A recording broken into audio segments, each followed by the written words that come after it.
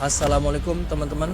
Mungkin dari teman-teman semua masih mempertanyakan sebenarnya Nabi Muhammad itu benar gak sih pernah membelah bulan? Nah, sebagian mayoritas umat Islam ya percaya bahwa Nabi Muhammad memang bisa membelah bulan.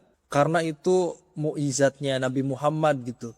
Tapi sebagian juga masih mempertanyakan dan bingung.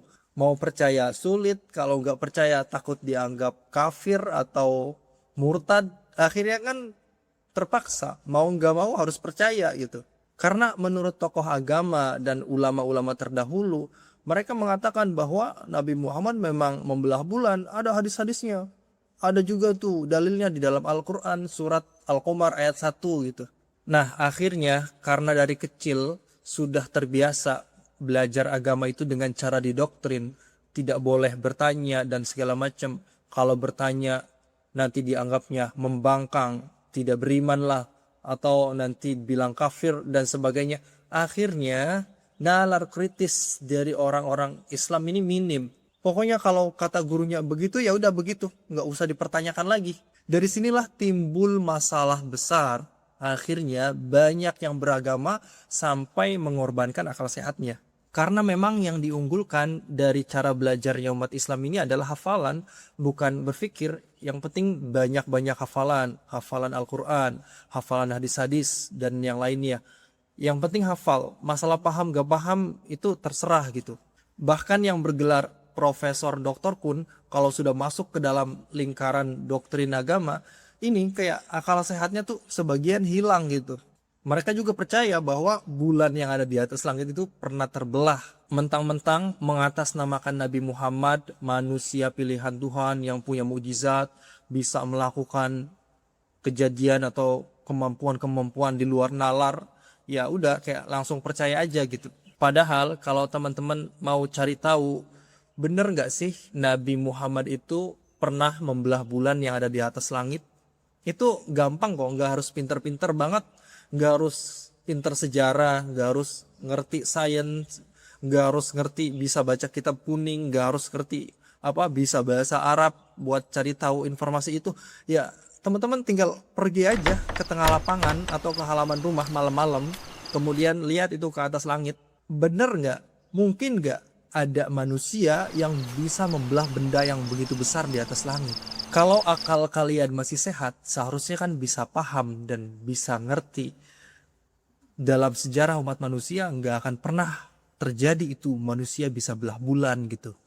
Terus gimana penjelasan yang di dalam Al-Quran itu, surat Al-Qamar ya, yang sering dijadikan sebagai dalil itu bahwa Nabi Muhammad bisa membelah bulan teman-teman. Itu yang ada di dalam surat Al-Qamar ayat 1 maupun yang ada di dalam hadis-hadis sebetulnya itu adalah hanya perumpamaan, hanya simbol. Jangan dianggap yang dibelah itu bulan yang ada di atas langit. Yuk teman-teman, kita coba pahami ulang surat Al-Qamar ayat 1. Iqtarabatis sa'atu wansyaqqal qamar. Kalau menurut terjemah resmi Quran Kemenak, terjemahannya adalah hari kiamat makin dekat dan bulan terbelah. Kalau udah ngomongin hari kiamat, ini udah selalu ngomongin tentang hari kehancuran alam semesta. Padahal kalau kita kaji ulang, itu maknanya jauh berbeda. Coba ya, kita pahami beberapa kata dulu. Iqtarabatis sa'ah, artinya telah dekat. As-sa'ah itu waktu atau momen atau saat. Kalau dalam bahasa Indonesia, kita sering menggunakan kata saat. Contoh, saatnya telah tiba. Atau saatnya sudah dekat. Itu kan menunjukkan waktu. Nah, itu adalah dari kata yang sama yang diserap ke bahasa Indonesia menjadi saat, kata saat. Terus wansyaqqal qamar, dan bulan terbelah. Nah, bulan ini adalah sebagai simbolis, bukan bulan yang ada di atas langit. Jadi bulan itu adalah menunjukkan simbol tentang cara pandang manusia atau pemahaman manusia, khususnya pada saat itu adalah orang-orang Arab. Bagaimana masyarakat Arab yang jahiliyah itu kan fanatisme terhadap suku yang berlebihan. Kemudian kalau ada bayi yang lahir perempuan itu dibunuh, walaupun gak semua suku.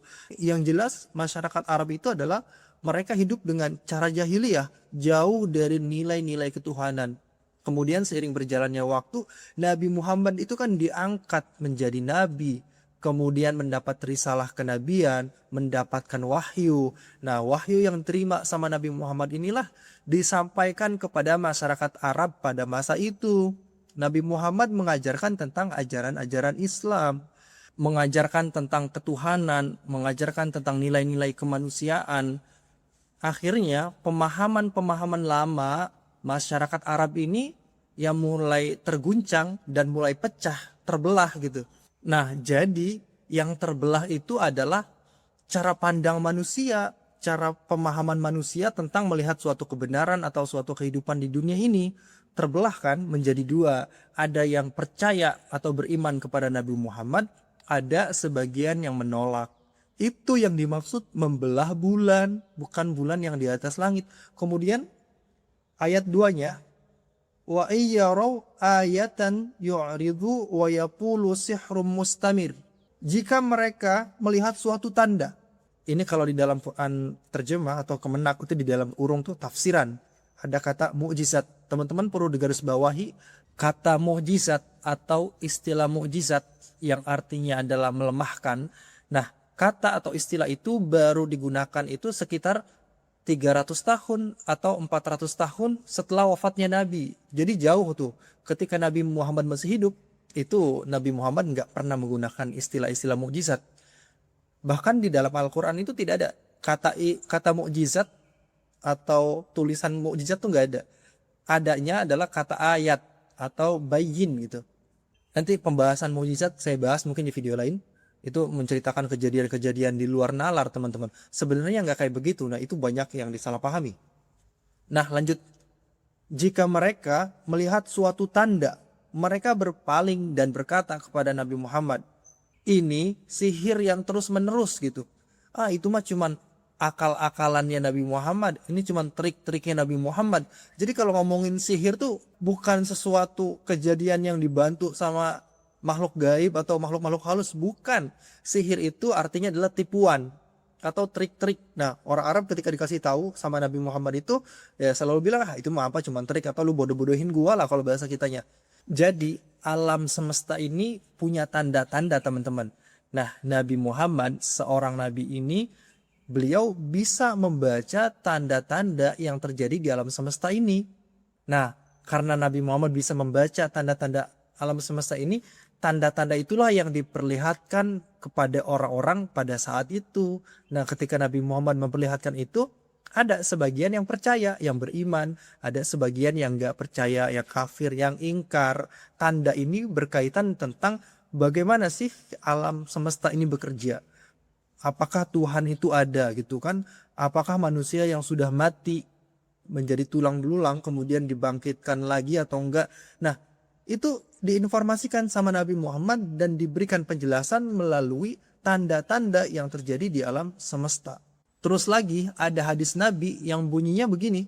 Bulan terbelah pada masa Rasulullah menjadi dua bagian, satu bagian di atas gunung dan bagian lainnya di bawah gunung. Rasulullah kemudian berkata, saksikanlah. Sekarang yang jadi pertanyaan, bulan sama gunung itu gedean mana? Diameter bulan itu sekitar 3.400-an lebih kilometer itu. Dan diameter gunung itu berapa? Gunung itu enggak lebih besar daripada bulan. Gunung jauh lebih kecil daripada bulan gitu. Kemudian Nabi Muhammad bilang di hadis ini bahwa sebagian belahan bulan itu ada di atas gunung, sebagiannya di bawah gunung. Jadi ini hadis adalah hadis simbolis juga. Belahan bulan yang di atas gunung itu melambangkan keyakinan atau keimanan yang kokoh yang berdasarkan wahyu yang disampaikan sama Nabi Muhammad. Kemudian belahan bulan yang sebagiannya lagi itu berada di bawah gunung. Itu kan menyimbolkan, melambangkan bahwa mereka masih memegang pemahaman-pemahaman lama yang dari nenek moyang mereka, masih mengakar gitu, tradisi-tradisi jahiliyahnya. Kemudian Nabi Muhammad bilang, saksikanlah. Maksudnya saksikanlah perubahan besar yang terjadi semasa setelah Nabi Muhammad diangkat menjadi nabi. Itu ada perubahan besar yang terjadi atas kenabiannya Nabi Muhammad. Maka disuruh saksikanlah.